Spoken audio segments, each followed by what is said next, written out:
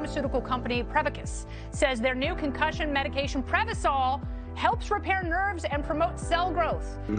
We can get the drug in the brain in less than 5 minutes. And our plan is, when we get that diagnosis on the field of play, give the drug nasally, get it in the brain quickly. When it gets in the brain, it actually gets into the nucleus of your brain cells, and it reduces swelling, inflammation, and oxidative stress at the same time. When Jake and I first talked about this many years ago, one of my first questions was, will this help me? And he goes, no, this is for treatment immediately when a concussion, or you think a concussion has occurred. Yeah. The acute problems that exist later on in life, if we can take care of these at an early age and start getting some of these things to our children and grandchildren, and I think we can make this game, our game, football, a safer place. And so the whole goal is we're trying to make the game safer. And so Odyssey and this drug, we believe, can be a game changer in so many different ways. Yes, on the football field, in the game of football, because that's where my passion lies, but also in the game of life.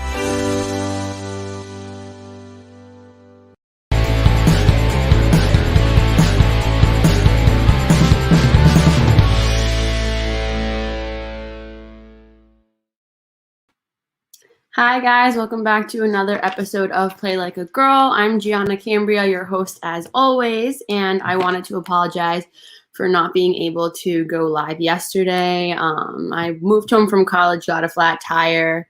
Long story short, didn't make it home in time for the podcast, but I'm here today with my amazing friend Rosa, who is skating for Team USA on a synchronized skating team, and she's a full-time student at Northeastern. She's an amazing guest, so let's introduce her now.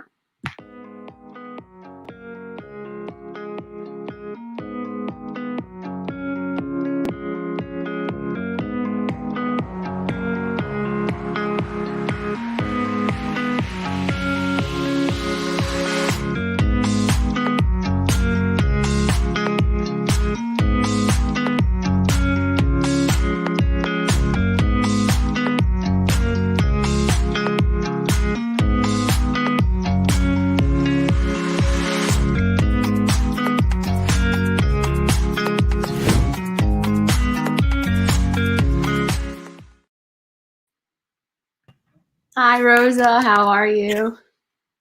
How are you? So nice to see you. I know. I can't believe that you're my guest. I haven't seen you in like 2 years because of COVID. I know, because of COVID and school. We go to very different schools, but it's so nice to see you do this podcast. So let's kick things right off. And my first question is, how did you originally get into skating / synchro? So when I was little, my mom was actually an ice skater. She just did it for fun, but she really liked it. So then, she put me in the learn to skate classes, and I did like other things like swimming and gymnastics, but skating was really the one that stuck. And I joined a synchro team when I think I was 6, and I did it for a couple of years, and I really, really liked it. But then I took a break and I decided to do freestyle for a while, which is, for those of you that don't know, the individual part of skating with the jumps and spins. And then I really missed synchro, and I came back and I was on Team Image again for about 3 years. And then I went to school and I kept skating. I remember when you originally came back to synchro, and we were like, we need to get Rosa back on the team. Yeah, I mean, I was kind of at like a little bit of a crossroads with my freestyle career. Wasn't really sure where I was going with it. I still had all my friends from when I was on the team when I was little, and everybody was like, Rosa, you have to come back to synchro. Like, we want like more people on this team, and it's going to be like a really great experience. And, I like almost quit skating. If I hadn't done synchro, I probably would have quit skating. But then my freestyle coach and all my friends and you guys were all like, no, you have to do synchro. And I'm so glad I did. So, because look at where you are now. I know. So at what age do you think you realized that this was something you wanted to pursue to a professional level? So I when I first started synchro, I had a lot of work to do, but then I realized like how rewarding it was to keep on working. And I still realized even at my senior year, even at the beginning of the season, that I had a lot of work to do and I knew I could still do more.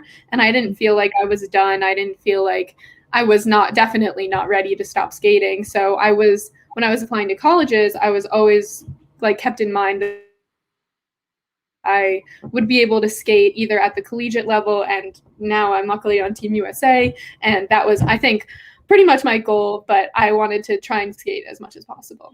So. Yeah.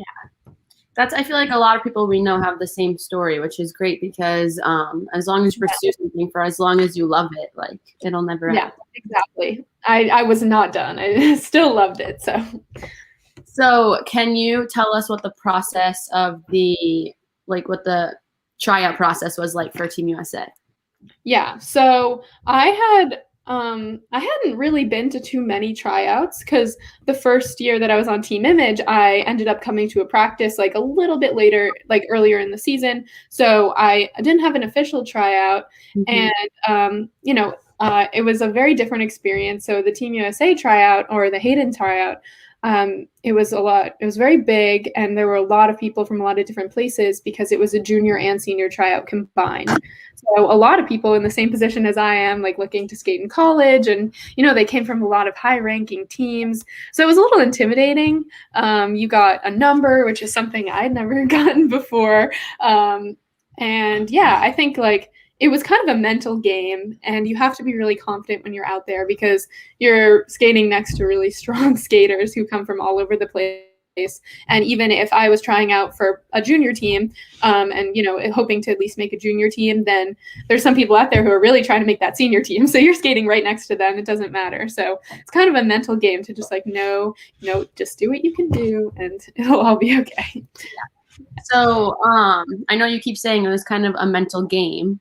So obviously there were nerves in there. Were there any setbacks, or how exactly were you feeling mentally? Because May is Mental Awareness Month, so it's important to talk about with female athletes.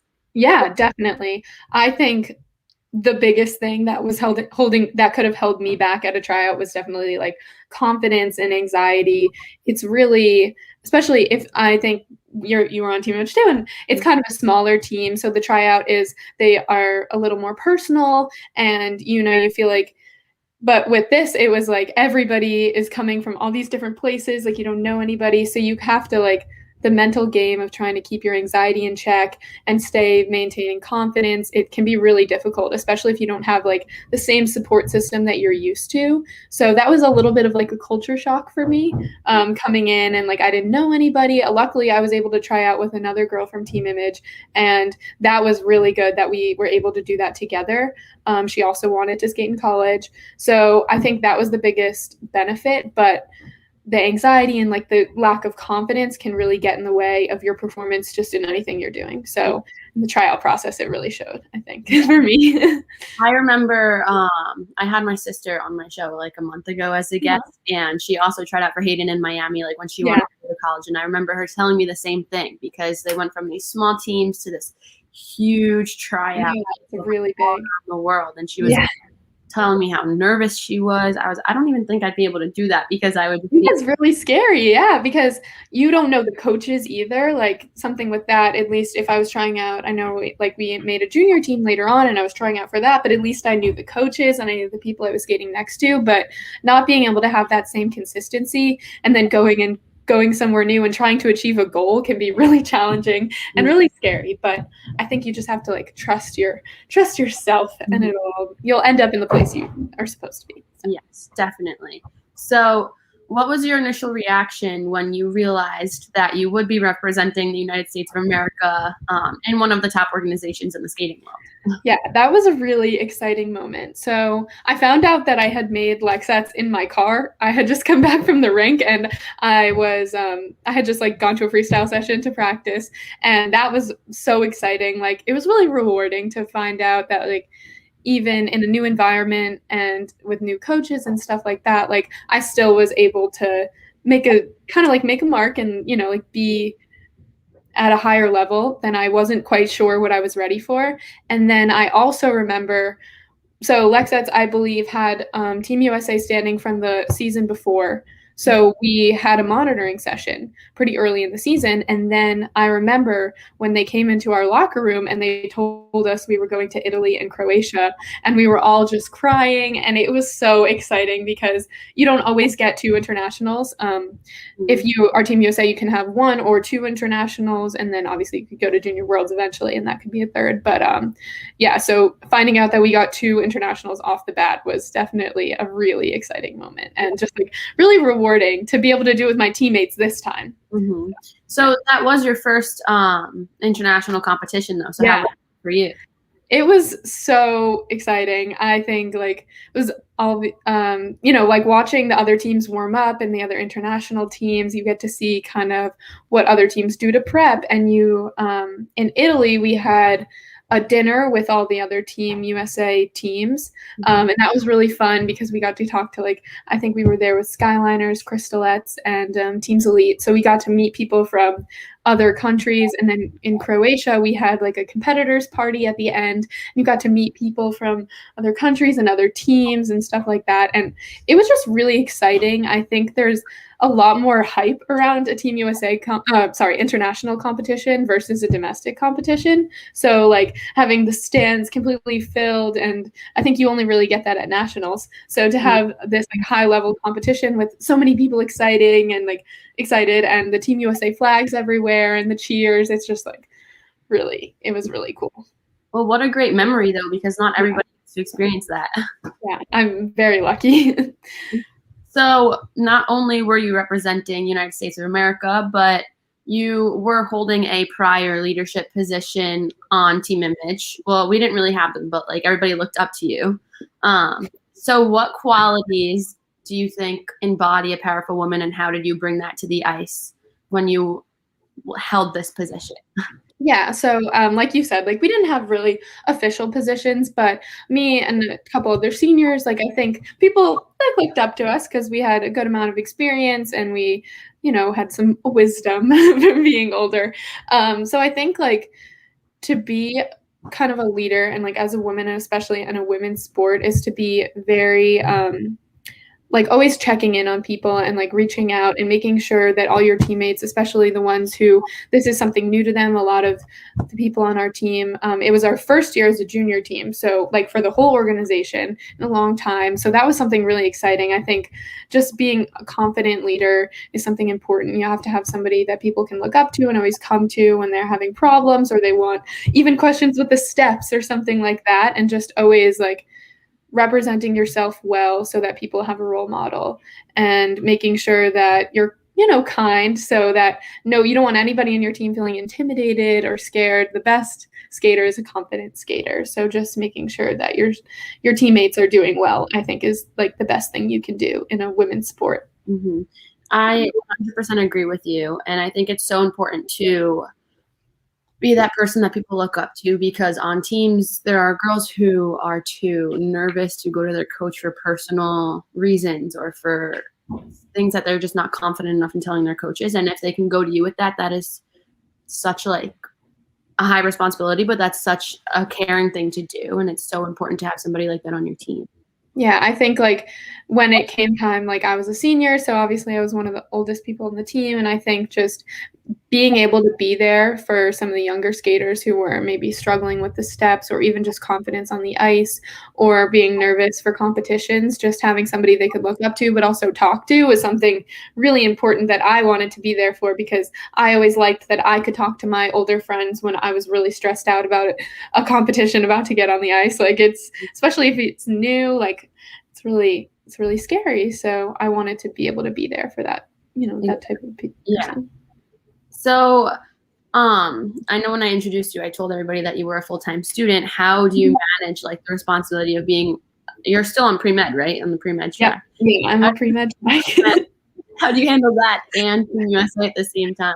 Yeah, so I remember my first semester or second semester of school, like I had to miss one of my classes for practice. So I think like just staying in communication with my teachers was the most important thing. I knew that if I had to miss class for competitions or for just practice every week, like staying in contact with them, explaining what you were doing and why it's important is really like the most important thing in staying on top of your schoolwork. So they understand you're not just like cutting class to like go play around, like you're training for something important. And I think I was really lucky that most of my professors really understood that, and just time management outside of practice, like being responsible but doing your work when you come back and trying to get as much done in your free time during the day, because you can be really tired after practice and you're not going to want to do stuff. So trying not to get behind and just like using the time that you have to your advantage, I think.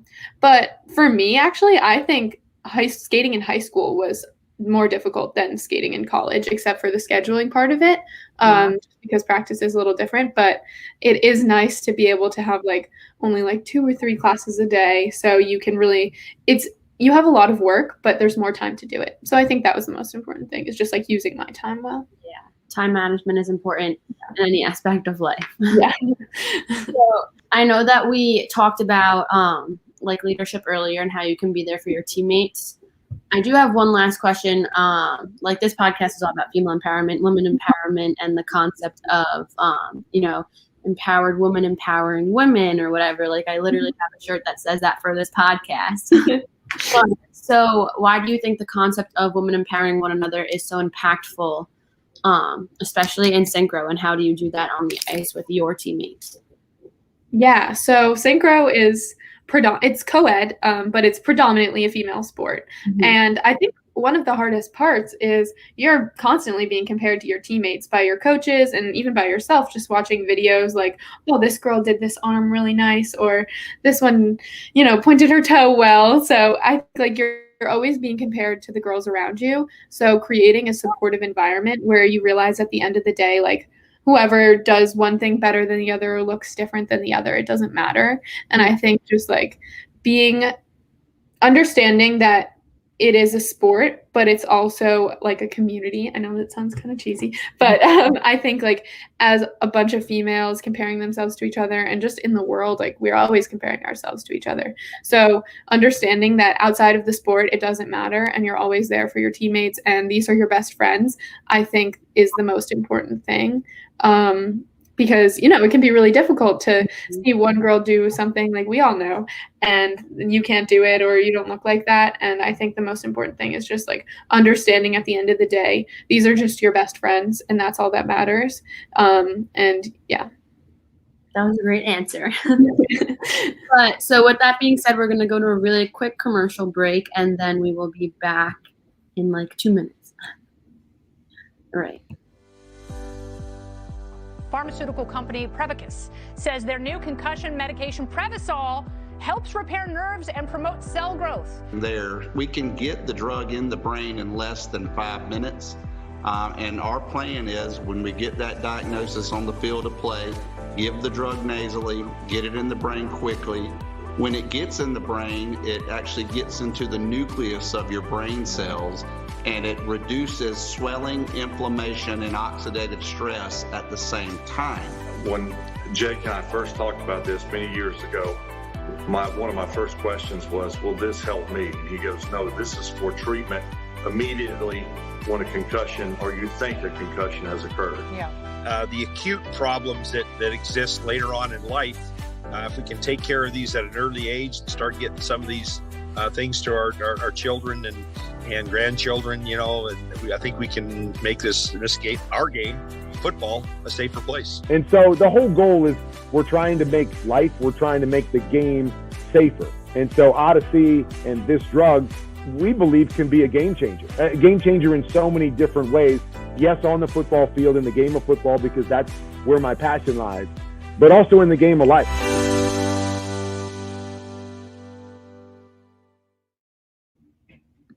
Okay, we're back. So now that we kind of talked about your past and the past seasons that you've had, I just want to know what it was like when COVID hit during the season for you guys. So we were lucky that we were able to have nationals, and then COVID basically nationals was the end of February. So COVID really started to become like a prominent issue right after that. So I was really lucky that we were able to finish that first season that I had on Lexettes. But starting the next season, we didn't know how long the pandemic was going to last. We didn't know where we were going. We didn't know what practices were going to look like. So we had a lot of Zoom practices in May and June, and then we were able to get back on the ice, I want to say in July. And we had to come back in cohorts. Like, we couldn't come back all on the ice together. So we had 3 different groups that were split up. And then eventually, once the guidelines changed in Massachusetts, these were all Massachusetts guidelines because that's where the team is. And then we were able to get back on the ice together. But we've always had to wear masks. We had to. So in the beginning, we weren't able to connect. So the Zoom practices were interesting because we did a lot of like off ice stuff, which I hadn't always done before. I've done program off ice, but never like skills off ice. But we also tried to maintain our fitness, and we did some Zoom fitness and stuff like that. So we just tried to stay connected as a team as early as we could, because I know we had some like team bonding stuff on Zoom just to like get to know each other, because that's really the time in the season that you start to like get to know your friends. So I think that was the weirdest part of it, was like we came in July, and normally by July we know everybody, but we really didn't know each other. And then we were only a third of us were able to be on the ice together. But and I think during the season for COVID, like the peak season, we weren't sure what competitions were going to look like either. So we thought like maybe we would have nationals at the end, but mainly we did all virtual competitions. So yeah. So that it's so crazy now that everything is trying or kind of getting back to normal, because I had guests on my podcast who, like, their season was during COVID and they couldn't even do anything. Either it got canceled or it was happening. And one of the girls, an NCAA basketball player I had, she was telling me that she didn't get to know any of her teammates before they were even, like, the team was made, and none of them met each other until months after, which was so hard on them because it felt like they didn't have enough team bonding. But it's great that you guys had Zoom calls to get that. Yeah, I think we tried to like do that. We did it like on our own. We tried to make sure that we could like get to know each other as early as we could, because that's such an important part of synchro in a basketball, but also like synchro, you're holding on to the person next to you. You gotta be friends with them. So yeah, I think we tried to like take initiative and make sure that was something like was a goal for us, was to try and make sure that the team community was still there, even if we couldn't physically be with each other, which I think is a pretty common trend with COVID. Yeah. And I feel like the more you guys know each other, the more comfortable you are, the better the skating will be in the end, because you're more comfortable with the person next to you and there's no issues happening at all. So you trust one another with like your entire life. Yeah. That was the biggest thing with COVID too. So, yeah. So I was going to say, what does the next season look like for you? I know you guys don't officially have a name, but Elite 12 was thrown around in the skating world. So can you explain what it means to everybody? Yeah, so this is really exciting, but I think the ISU's put out, they're trying a new division, I guess you could say. The sport is traditionally 16 people, but now they want to try and make the change over to 12, starting with the senior division, and I'm assuming they'll work their way down. We're not exactly sure if it's going to apply to only international teams or they want to do this forever, but I think the end goal is to eventually put this in the Olympics. So we're trying it this year, and I think this is the first year that anybody's ever done 12 in the U.S. I think there's other 12 teams in other countries, but this is the first like international competing 12-person team in the U.S. So it's really exciting. That is so exciting. I remember texting you, and I was like, how do you feel your kind of history in the books right now? Yeah, that's what I'm like. Oh, like we're the first, like I'm first of something. Like that's so exciting. Sorry. I said it's so exciting. Yeah. For me too. Yeah, I think like the end goal is to get it in the Olympics, and the Olympic Committee has not approved it yet, so we don't know. But I think it's really important to try, and I think that it's kind of like cool that we get to pave the way to potentially making it in the Olympics. So just, I think we're trying to really work hard and make this sport really exciting so that like they'll want to put it in the Olympics. I think that's the biggest thing. So why do you think that it has taken so long for them to even consider synchro being in the Olympics at all? Yeah, I think synchro, I mean, to begin with, it's a newer sport. So, you know, it needs time to build. And I think the Olympics is such a special event that you want to give it integrity. So you want synchro itself to be ready to be in the Olympics and make sure you're training. I think like right now we're thinking like we're training like an Olympic athlete. Like that's what we want to do is like we want to be an Olympic team eventually in the future, the 12-person team. So we should start training now, like before it starts. And I think the biggest thing with synchro is it's new and it's also a lot of people. I think that is one of the things that kind of has held it back. And I think that's why they're trying to make the change to 12 is that it makes it fewer people, more room in the Olympic Village, more room around. So I think that's one of the like fallbacks that they didn't put it in yet. But well, hopefully yeah, that's what we're pushing for. So what do you think about the statement, synchronized skating isn't a real sport? How does it make you feel? Why is it thrown out? I think it's a little frustrating because I think people see it and they're like, oh, they're so pretty. Like they're just, you know, like floating around. And I think that applies to dance. And, you know, people say that about dance. Sorry. And I think that what people don't see is the training behind the scenes. And that's why it's so frustrating because not only are we practicing 4 times a week, multiple hours a day, but we're also working in the gym. We're doing stretching, we're doing conditioning, we're doing even running on our own. So I think we do the same amount of training and a lot more than some other sports. So I think it's unfair to say that it doesn't count as a sport because maybe we don't have a goal or a score, like, but it doesn't mean that we're not training like athletes. So I think that's what qualifies a sport is training like an athlete.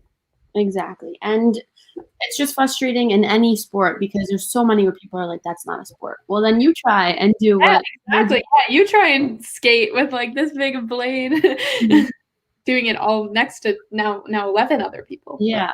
Trusting them and making sure you don't collide into them or fall into their blade. It's so hard. Yeah, exactly. So what is one thing that you wish you can tell your younger self right now as a piece of advice or as the athlete that you are? Yeah, I think just like keep going, keep training, trust what you're doing, because I think a lot of the time any athlete will doubt that what they're doing is important or that they're training enough or that they're not working hard enough. And I think like the most important thing to remember is what you can do is what you will do. And that's all that matters. Like just do the best you can. You are doing the best you can. And that's all that you can count. That's all the only thing that's, you know, you can quantify. You shouldn't quantify success. You should only quantify how hard you work. So exactly. And it's so hard just like comparing yourself to others. And that's such a prominent thing that people do in this sport. And I think what you said is really important because you're supposed to be compared to others. So yeah. Your hardest critic is yourself, honestly. And you just have to focus on yourself 100%. Stop looking at the person next to you, wishing you can do what they do. Literally just concentrate on your body, your head, and the way that you get things out. Yeah, exactly. Mm-hmm. So is there a woman that you've come across in your life who has empowered you in numerous ways? And if so, can you explain? Yeah. Well, I think like to start off with just my coaches, they've all pushed me really hard and I appreciate it. I love like a challenge. And I think just seeing other women and coaches especially like reach for a challenge that they haven't gone before or they're really looking forward to or something they know they can do and they're capable of is really inspiring. You know, you don't want to be the one that just sits back and you want to be the one that's fighting for your goals. And I think that's the biggest thing that I've seen in other women that I try to emulate. You know, I got it from my mom too. Like she's one of the women in my life that she works really hard, and just that's what I want to do. Is I want to always be working hard for a goal and not just sit back and let it happen, but really think like, what can I do to make this realistic? Like what can I do to achieve this? And watching other women in my life do that has been really inspiring. Mm-hmm. And what you just said is also really important, because when you sit back and relax, that's not when opportunities are given to you. Nothing is handed to you in your life. No. And that's proven by you. You weren't handed a spot on the Lexettes or a spot on the Elite Eight or a spot on Team USA. You worked for it. You got up every morning and you went to the rink. Yeah. You did everything you could have. Yeah. And, that's also a huge problem. People just think, I'm going to sit here and let the opportunities come to me, or I'm going to sit here and do nothing and wait for what I get. No, that's not how it works. Even outside of sports, even in the real world, and getting a job, you need to put yourself out there, do something you're uncomfortable with. Exactly. Yeah, I think watching people not be afraid to try something new. The biggest thing I remember is like our junior season, like you came back in that season too, and just we had not tried this before. We didn't really know what we were getting into. This was our first time with 2 programs, but our coaches really led us and pushed us, even though they maybe didn't know exactly what we were expecting. They had research, they'd done the work, they'd done the research, they gave us more training hours, and I think like that was really inspiring to see that they were reaching for a goal and helping us see that this was realistic, like being on. And then I know the next year, that same team was named Team USA only in their second year as a junior team. So just seeing that coaches that achieve something so inspiring is really cool. Mm-hmm. So we're going to go to a really quick commercial break again. And then I have some questions about where you see Synchro 5 years from now. So we'll be back in a couple of minutes. Pharmaceutical company Prevacus says their new concussion medication Prevacol helps repair nerves and promote cell growth. We can get the drug in the brain in less than 5 minutes. And our plan is, when we get that diagnosis on the field of play, give the drug nasally, get it in the brain quickly. When it gets in the brain, it actually gets into the nucleus of your brain cells, and it reduces swelling, inflammation, and oxidative stress at the same time. When Jake and I first talked about this many years ago, one of my first questions was, will this help me? And he goes, no, this is for treatment immediately when a concussion, or you think a concussion has occurred. Yeah. The acute problems that exist later on in life, if we can take care of these at an early age and start getting some of these things to our children and grandchildren, and I think we can make this game, our game, football, a safer place. And so the whole goal is we're trying to make the game safer. And so Odyssey and this drug, we believe, can be a game changer in so many different ways. Yes, on the football field, in the game of football, because that's where my passion lies, but also in the game of life.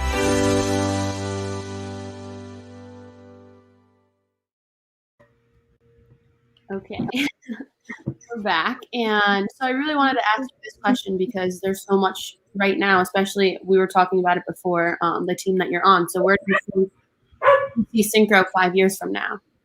Yeah, I think, well, hopefully it's almost in the Olympics, because I think the Olympics they're planning on trying to get it into is 2026. Mm-hmm. So that is about 5 years from now.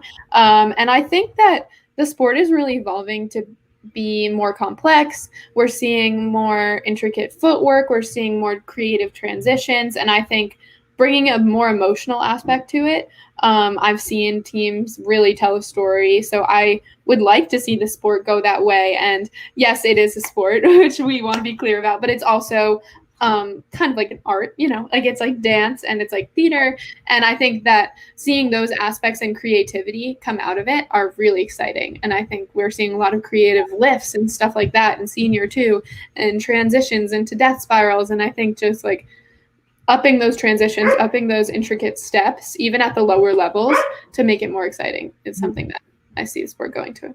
So where do you see yourself 5 years from now? Yeah. So I'm not sure. I'll be graduating college before 5 years is up, and I think we'll see what happens with my career in the next like 3 years. Is 2 to 3 years is when I'm graduating, and I think just like seeing where the sport has gone in terms of the Olympics itself, like if it's in the Olympics, I think that if I'm around and I'm able to, that's something I really see myself doing. We've made it this far. You gotta just as soon as it gets in, take the leap. But yeah, I'm hoping to go to med school eventually. So that's another option to weigh. But yeah, I think I want to keep skating for as long as it makes sense for me. I don't see myself stopping very soon. So.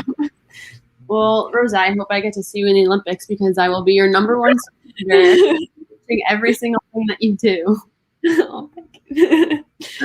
So, what would you say is one memory that you will hold with yourself forever, even when you retire and hang up those skates? Okay, this is difficult because I have a couple. I think like going to my first international was something I will never forget.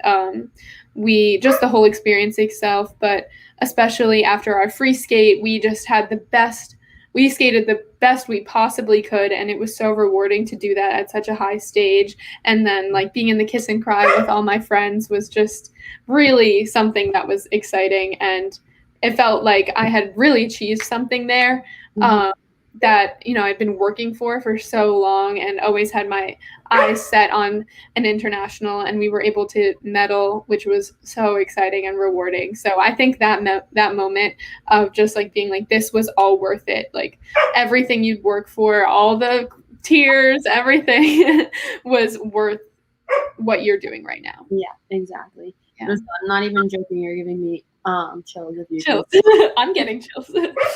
I have like my little flag that I got from.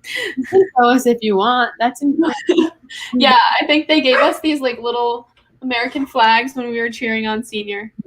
That's cool because in the Olympics, when there were guests allowed, I don't know, stuff will be mandated soon, but whatever. Yeah. When they were like panning the camera, different flags from all over the country, which was amazing to see. Yeah, that was cool just competing, like seeing all the flags around and knowing that, some rinks like have different countries' flags, but knowing that they were actually there was something that I was like, oh wow, like this is a big deal. Like this is exciting. So it is so exciting, first of all.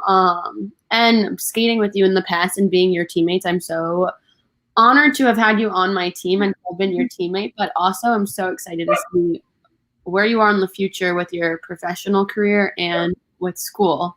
Yeah. Yeah, I'm currently doing a sports medicine co-op starting in July, so kind of an integration of the two. Really cool. So this was leading up to my last question. I asked the same to everybody. As you know, my podcast is called Play Like a Girl. So what do you think it truly means to play like a girl, and why is it so important for the younger generations to understand that at the age that they are? Yeah, I think never giving up is the most important thing to play like a girl. Is always pushing through. Like there will always be obstacles in your path, whether it's sports or just life, and knowing that if you push through and give it all you got, it will be okay on the other side, I think is the most important thing to always remember. The hard practices and even like the upsets, just with like milestones and stuff like that, just pushing through, working as hard as you can, and keeping your goals in sight is how you can be the most effective athlete. Yeah, 100%. That was very well said. Well, thank you so much for being on Play Like a Girl, Rosa. Yeah, thank you for having me. It was so much fun to talk about this stuff. I love speaking to you, and I hope you have a great rest of your day and a safe trip up to Boston. Yes. Okay. Okay, guys, so that was Rosa. What a great guest. I love speaking with her. I had the honor of being her teammate and skating right next to her for years of my life. Whoever skates next to her now, I mean, congratulations, because she's awesome. Such an amazing person. And yeah, that's it for now. As you guys know, this is Play Like a Girl for the girls. I'm your host, Gianna Cambria, and I'll see you next week. Bye. Pharmaceutical company Prevacus says their new concussion medication Prevacol helps repair nerves and promote cell growth. We can get the drug in the brain in less than 5 minutes. And our plan is when we get that diagnosis on the field of play, give the drug nasally, get it in the brain quickly. When it gets in the brain, it actually gets into the nucleus of your brain cells, and it reduces swelling, inflammation, and oxidative stress at the same time.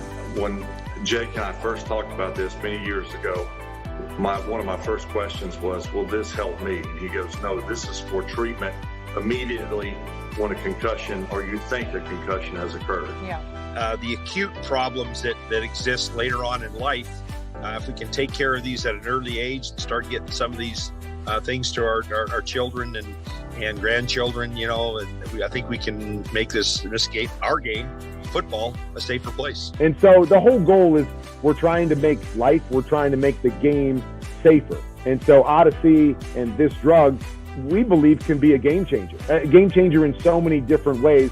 Yes, on the football field, in the game of football, because that's where my passion lies, but also in the game of life.